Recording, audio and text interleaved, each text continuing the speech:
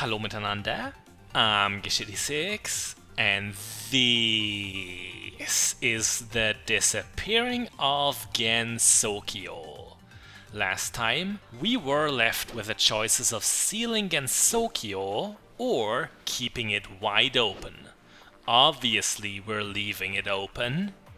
The prettier version of Remu is guided by fear, and you can't let that blind your outlook on such an important matter. The arena we've stepped into is in monochrome, it's a great style. You've got to wonder how the realm of the other Remu would have looked. We'll totally never know. We plead to this aspect of the Shrine Maiden that anyone is able to change for the better.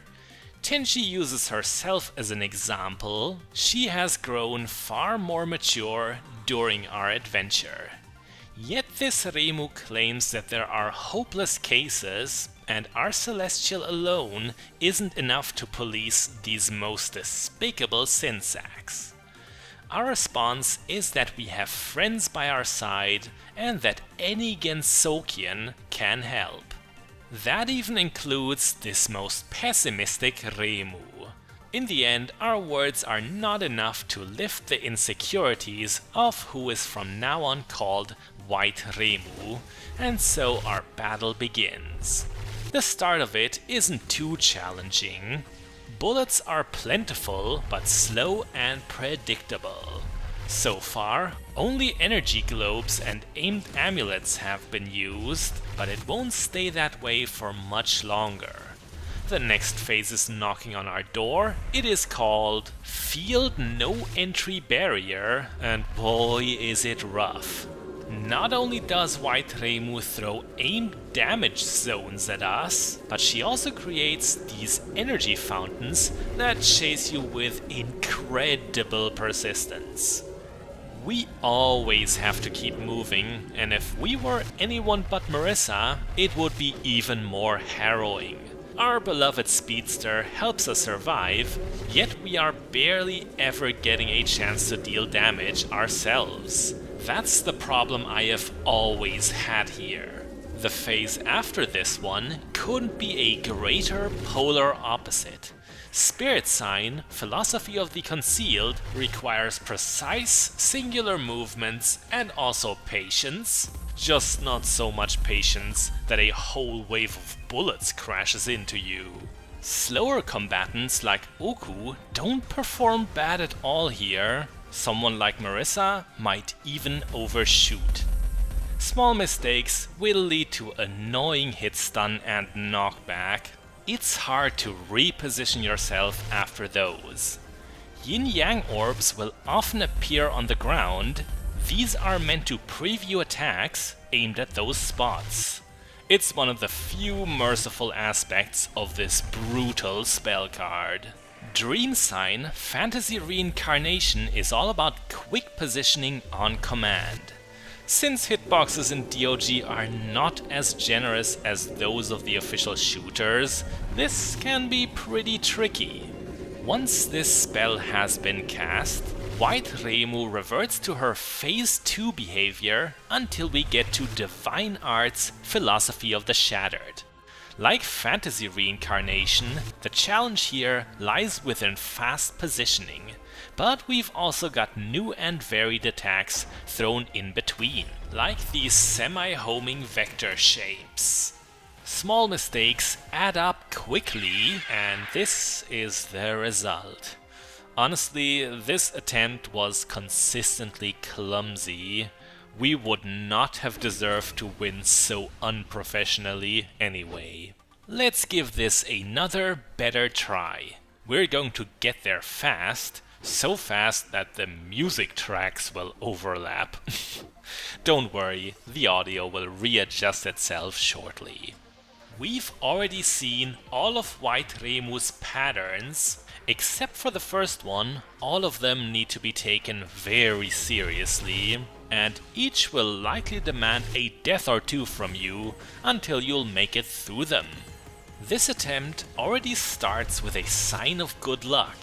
Cherno will be useful during Philosophy of the Concealed from what I've experienced. What's incredibly helpful in Phase 2 is our satellite. It's super dangerous to stop and fire here, but just maneuvering close to White Remu lands a bunch of chip damage.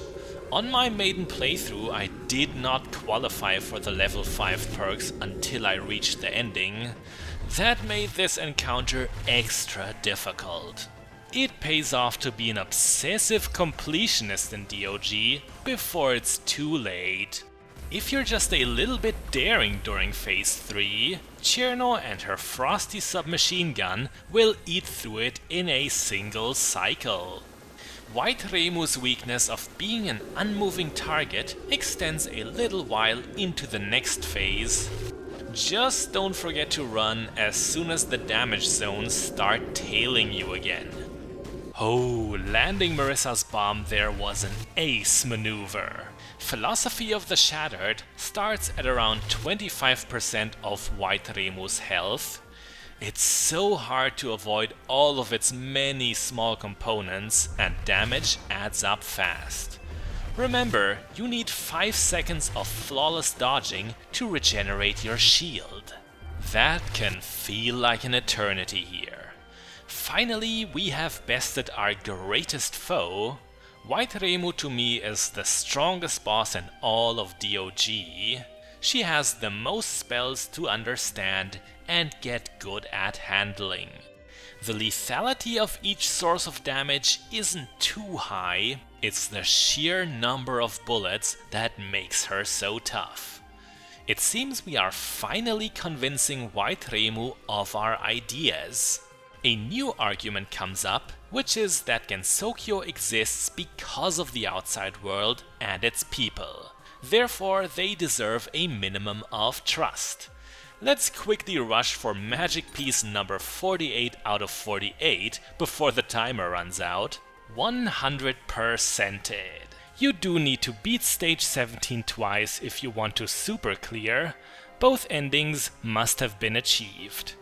The border stays open and active, in total contrast to the bad ending. Yeah, I think it's alright to stop pretending we did not see it. We now find ourselves at the Hakore Shrine, where a festival is taking place. You can already see a banquet in the background, and even sinsacks have been invited for the celebration. They add to the merriment by giving out pornos. Do you think I am those kind of people? I want 3 copies, Tenshi says. It is good to see that we have made peace with even our worst, most hated enemies. Next up are the fairies. Their rampaging was also part of the incident. They have finally calmed down. Their many palette swaps can be seen here. Ah yes, we get a reference to the Black Fairy trio murdering ignorant players in stage 10. The Yellow Fairy brags now. Her kind could call up a rain of stars. They would only appear very early in the game and they never killed us. I'm sure they killed barely anyone. A fight breaks out between us and these children. It takes place only in text. It's always so frustrating when you have a game with an actual combat system. But then it solves a violent conflict through cutscene, rather than letting you do the fighting. The game is a little undecided whether the incident of the outside invaders is really over. Earlier they said it wasn't, now Iku claims it is. The visitors are still in Gensokyo, but no one sees a problem with that anymore. If there isn't really a crisis, there's no need for us to be concerned or take action. Iku has been making jokes at our expense over this whole game, and if you think she is going to stop now, you are naive. Tenshi is so arrogant, brash, socially inept, but at least no longer friendless. All of the people at this festival have become our acquaintances, some more than others. I've got to warn you at this point. There are so unbelievably many characters to interact with during this ending, it's going to take us a while. The after-stage sequences at our hub won't even compare. But it's understandable. This is the good ending to a pretty challenging game. We worked hard for it. It has to wrap up with a bit of a fanfare. It can't just suddenly fade out. Neither does Clown Piece's torch. It is ever burning and will drive you insane, just like DOG's higher difficulty levels. I don't know this firsthand, but I've heard Lunatic Mode cuts away most checkpoints. That sounds absolutely crazy. Next up, it's Kagero. Or wait, it's still the feral phantom of Kagero. She does speak like we have clashed before, and I don't think that ever happened with the real deal. It does not matter anymore. Even the imposters are welcome now. I do like how monstrous her claws are in both artwork and model. For a long time, I thought Kagero was a human who turned into a werewolf. That's apparently not true. Instead, she is a wolf demon who, on a full moon, just becomes hairier and more wolven. That makes her vain personality even pettier. Next in line, we have someone you know I would have wanted to have more relevance to this story, especially because she was the very first companion we met. Mistia always calls us Tenshi's sister. That's a very Japanese thing. Teenage girls might declare a female friend their sister, particularly when that friend is significantly older. Canonical 9-year-old Tenshi shouldn't actually be older than Mistia, who has a job and contributes to society. Tenshi's sister and I are forever friend. She's so precious in this game. Again, Mistia should be a punk rocker who corrupts Gensokyo's youth and tricks people into buying lampreys they wouldn't have otherwise eaten. Cherno here is being objectified into being the festival's air conditioner. That was actually the plot of a fan work I have once read. Reimu held on to Cherno at her shrine during a heat wave and wouldn't allow the strongest fairy to leave. I think that's a pretty widespread joke, one of many that DOG has referenced. They've probably made many more that I didn't even recognize. It's hard to know everything about a fandom that is so vast and so long-running like Touhou. Even though I'm looking forward more to the person next to her, we're talking to Kokoro now. This time it's her and not a doujin singer in cosplay. Of course, the Minreiki is no less talented. The subject is once again her craft and career. Just our luck, she promptly conscripts the Celestial into joining her. My advice for Tenshi? See dancing as a battle choreography. Our protagonist has proven that she can fight. Performing no theater could just be viewed as a new and unfamiliar physical challenge. There is a fan-made artwork of Kokoro that I really like, where she uses her fingers to push the corners of her mouth up into a smile instead of, smiling. That summarizes her image really well. It's what you would expect from a person who speaks out her emotions, rather than showing them to you naturally. Koishi does not have that problem. Her model permanently wears a doofy-looking open-mouth grin. The Satori's dilemma during Hopeless Masquerade was that most people could not perceive her. The very same goes for Tenshi here. Due to this condition, Koishi's campaign in Touhou 13.5 is probably the most nonsensical in that game. As I said during Stage 10, Koishi is a DLC character, so this cameo is all we ever got to see of her. She is very useful if you just want to skip certain enemy groups. Right here, Kokoro and Koishi are hanging out with each other. Canonically, the hate is strong between those two. They're not even frenemies. There are not even clues like with Moko and Kaguya that they secretly get along. No, those two can't stand each other. This episode is about to get dirty here. Our talk with Yoshika starts innocently enough, until the subject switches to Seiga. The hermit necromancer wants to do something interesting with sinsacks. What exactly does that mean? Well, everything is censored with asterisks. I think Seiya is having quality time with perverts. Willingly, it seems. You know, there are only few Touhous that I assume are easy enough to say yes to a sinsack. The Wicked Hermit could be one of them, just because of the sheer craziness of it. Seiga and crazy go hand in hand.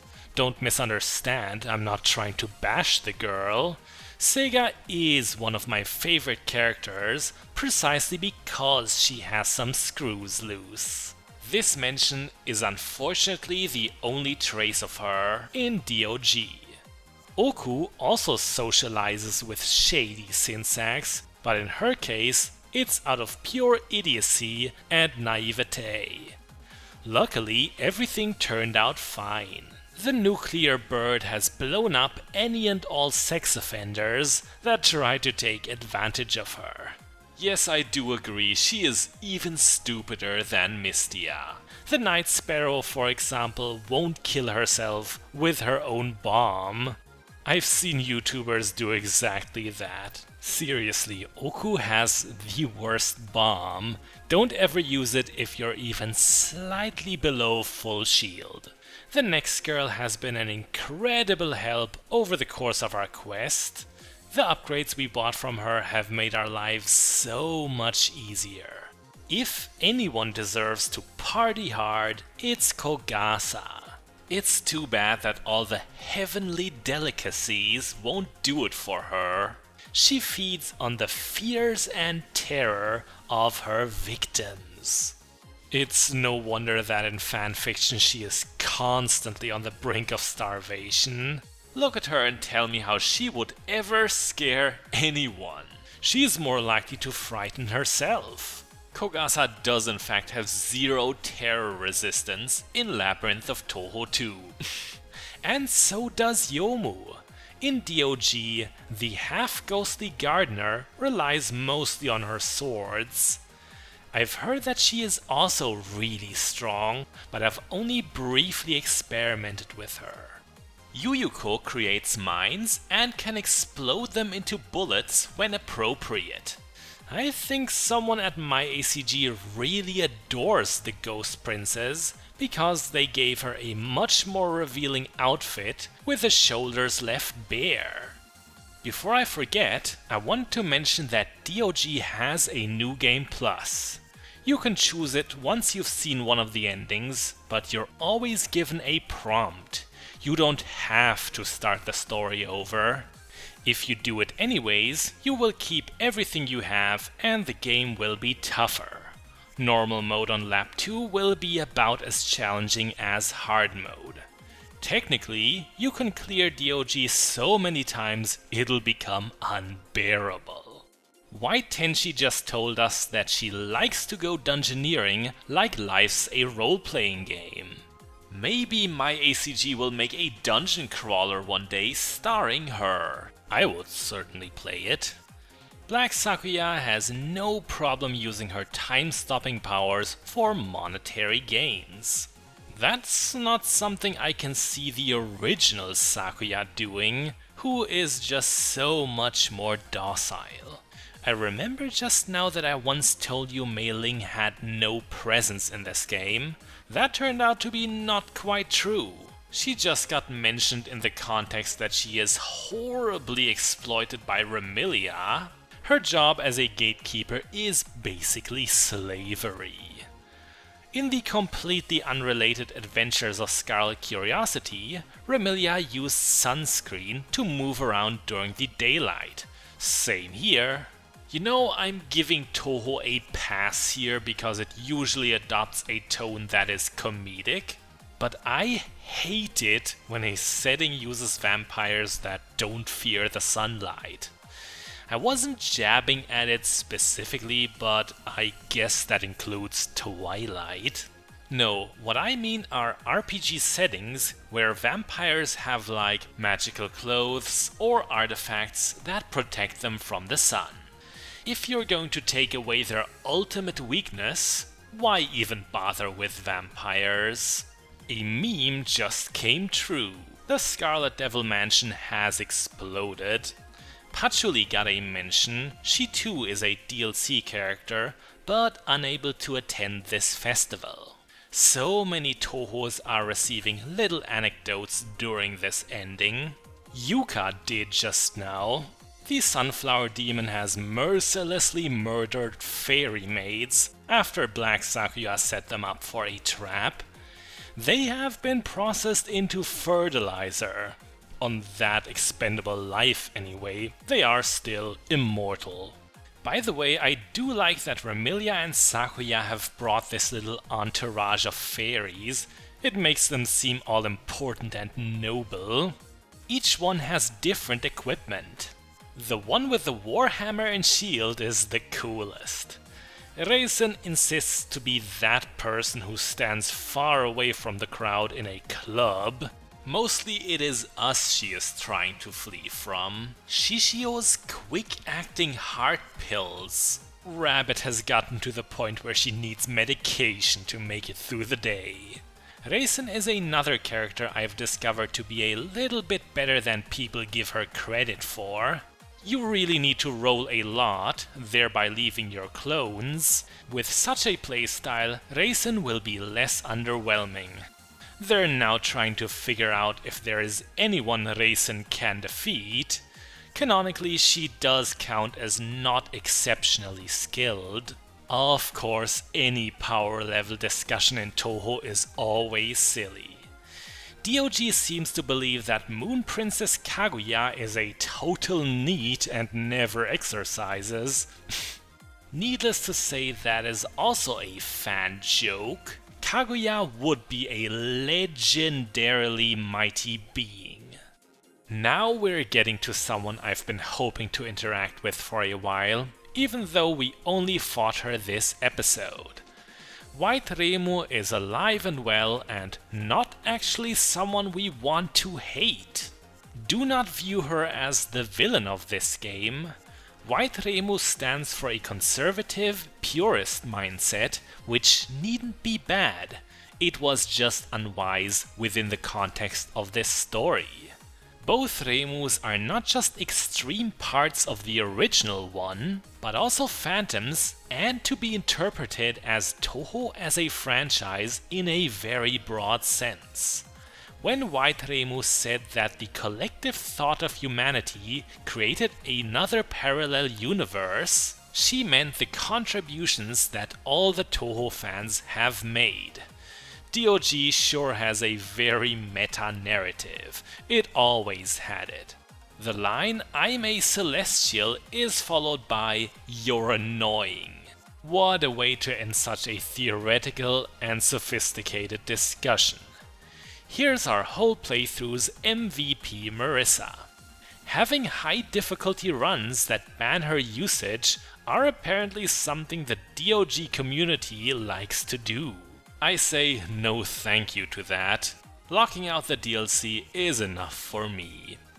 For someone who usually takes initiative, it is odd that Marissa was alright with playing second fiddle to Tenshi. Remu, on the other hand, wanted to be the star until the very end. It might have originally been planned that way. I remember very early footage that showed the player in control of the Shrine Maiden. Incidentally, she is still playable, but does not unlock until you've beaten the game with one of the endings.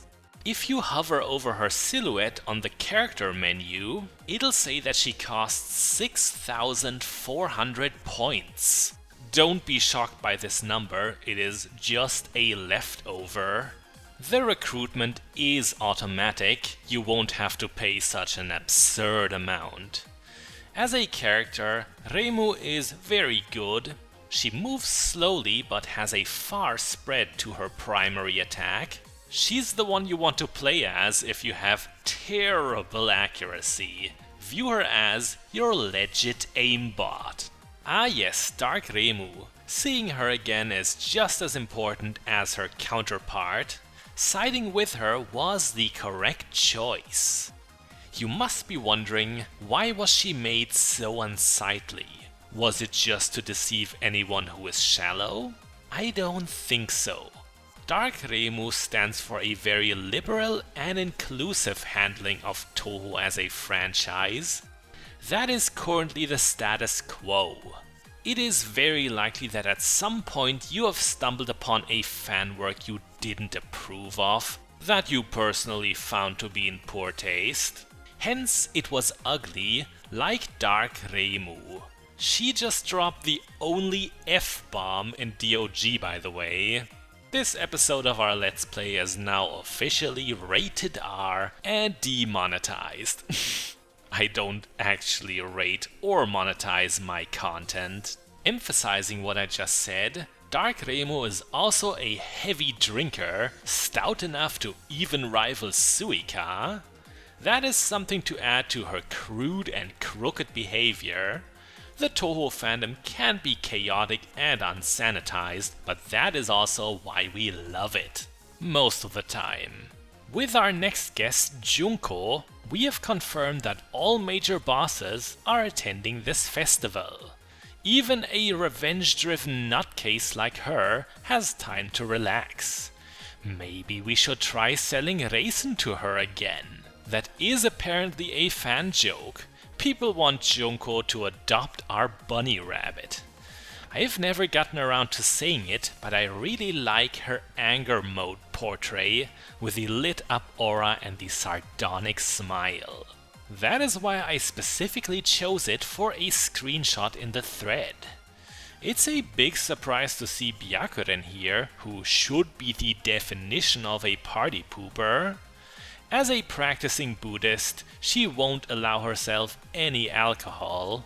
Doesn't seem to be the case here. It's a typical scenario in fanworks that Byakuren catches the demons of Myoren Temple drinking booze and beats them up for it. You've got to wonder if the Touhou 12 crew are pretend Buddhists. I have heard that was a phenomenon, especially during the feudal era, when bandit clans would pose as Buddhist orders on the outside. We've got both Alices a little away from the main crowd. It's good to know that they didn't roast-kill Marissa after all. The original Alice has been hired by Black Alice as a real estate agent. Their army of dolls will make up the construction crew. By all means, that makes her the perfect person for the job. They have set their eyes upon the Garden of the Sun. I am sure that infringes on Yuka's interests. Perhaps Black Alice will end up as fertilizer as well. The conversation with other Alice is roughly about the same subject. Out of all the phantoms, she's always been the easiest to handle for me, except maybe Kagero. The worst thing about her was actually noisiness. Somehow, Black Alice's sound effects are really loud. I had to do some extra editing so that they wouldn't blow out your ears and you could still hear me over them. Black Alice continues to brag about how easy it is for a doll master like her to build a house.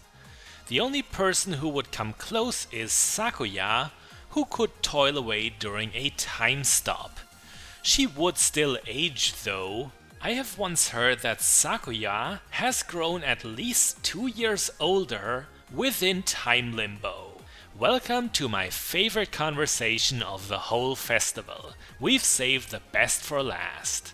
This is now the real Nua instead of the phantoms we've been fighting. Surprise, she is just as horrible a person as they were. It did not even matter who it was.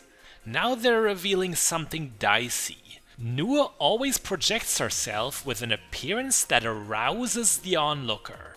Tenshi sees tentacles and stockings and is getting teased for having such a fetish. That principle would explain a lot. Nua has a very erotic design for Zun's standards. It's why I call her the kinkiest Touhou.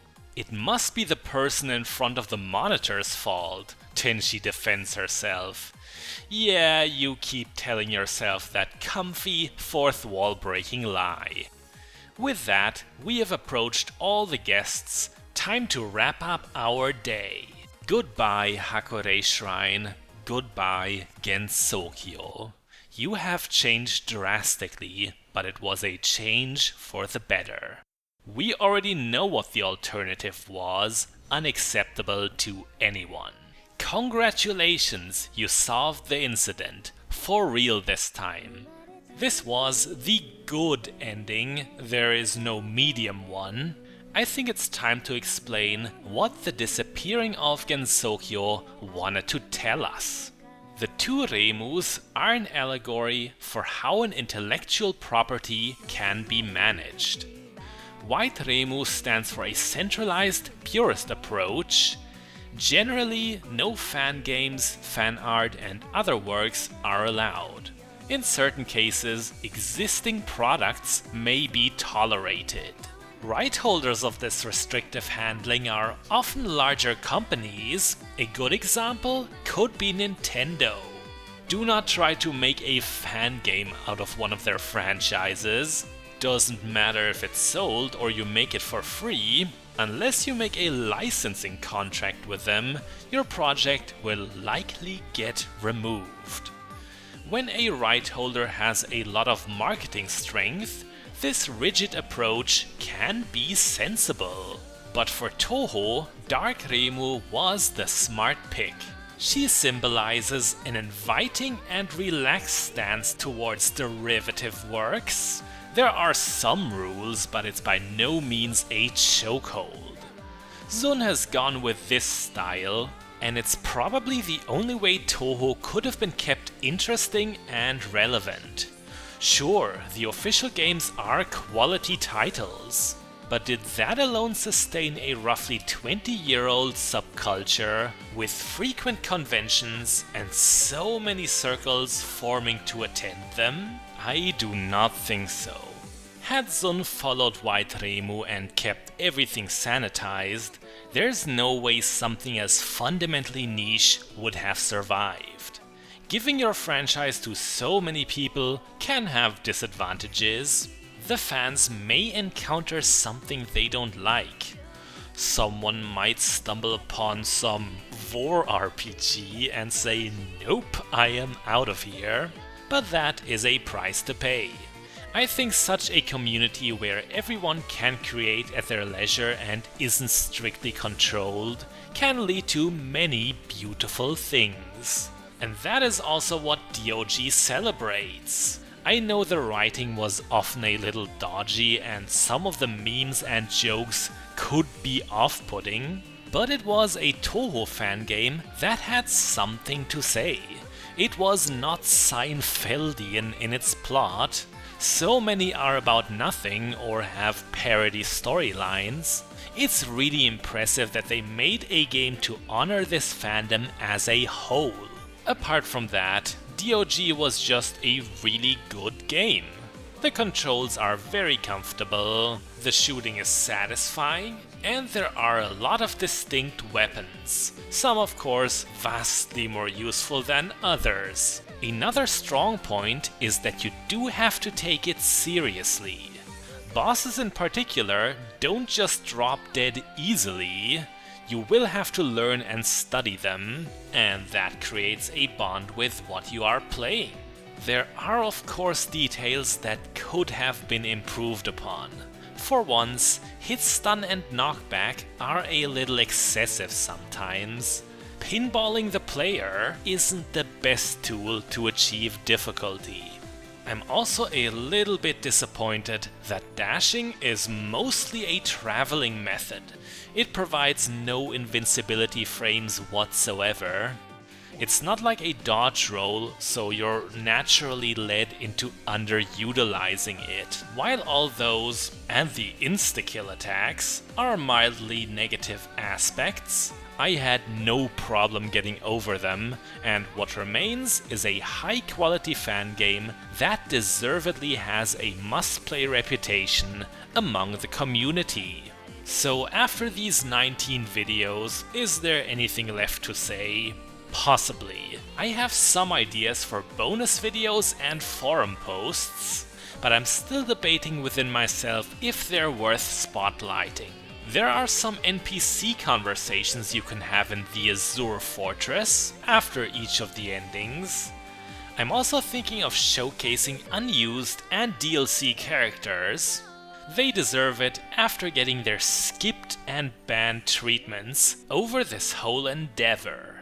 With that, I'm Geshe86, this was the Disappearing of Gensokyo. Gensokyo did not disappear this time. It is in fact livelier than ever. Bis bald!